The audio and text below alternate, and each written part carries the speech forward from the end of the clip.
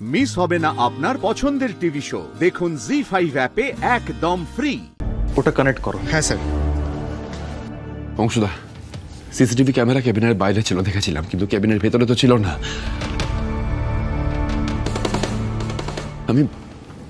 আমি না ভাবতে পারছি না যে ছেলেটা জাস্ট আর নেই। রোহিত, দেখি সিসিটিভি ফুটেজে কি বেরোয়। হলো কানেক্ট? Yes sir.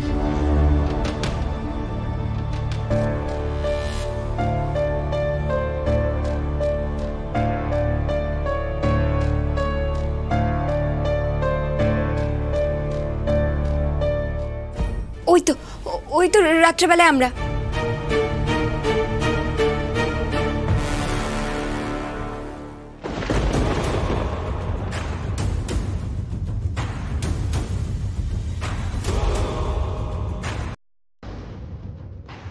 এই মাসিটাকে তো ঘর থেকে বেরোতে দেখেছিলাম, তাই না স্যার?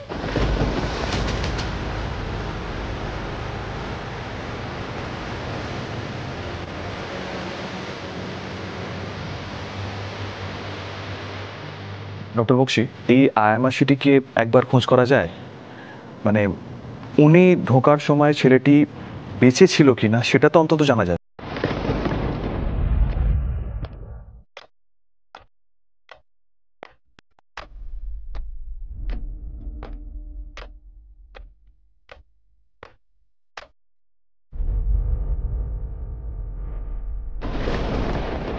উনি তো নর্মালি হাতে বেড প্যান নিয়ে বেরোচ্ছেন, তার মানে নিশ্চয়ই ভেতরে অন্যরকম কিছু নোটিস করেননি উনি।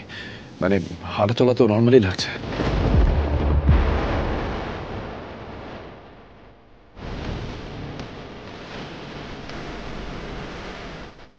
এক মিনিট, আপনারা কি সাসপেক্ট করছেন এটা আনন্যাচারাল ডেথ? এখনো কিন্তু সেই এক্সামিনেশনটা করা হয়নি। সেটাও ঠিক ডক্টর বক্সি, কিন্তু বিষয় হলো যে এই পেশেন্টের কন্ডিশন স্টেবল ছিল, আর ওই রকম একটা ছেলে যে মেয়ে সেজে ফুলকিকে মারতে এসেছিল তার জ্ঞান ফিরে স্টেটমেন্ট দেওয়ার কথা আজ সকালে। সন্দেহটা সবটা মিলিয়ে হচ্ছে।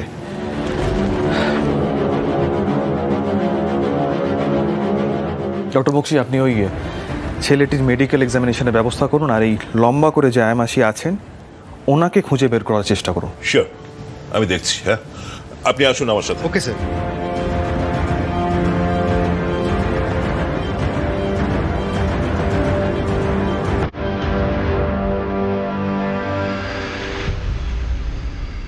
কি লম্বা, তাই না স্যার? কাল রাত্রেও আমার মনে হয়েছিল প্রায় দাদা ভাই জামাইবাবু এদের মতন লম্বা।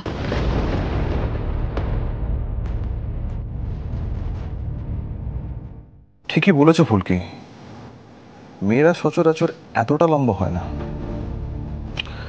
দেখি এই আয়ামাসে কিছু বলতে পারে কিনা। অংশুদা, বলো রোহিত। কি মনে হচ্ছে তোমার? এটা খুনই হবে? দেখো রোহিত, আমার তো সেটাই মনে হচ্ছে, কিন্তু যতক্ষণ পর্যন্ত না কনফার্ম হচ্ছি কিছুই তো বলা চলে না। জি5 ডাউনলোড করুন আর সব এপিসোড দেখুন একদম ফ্রি।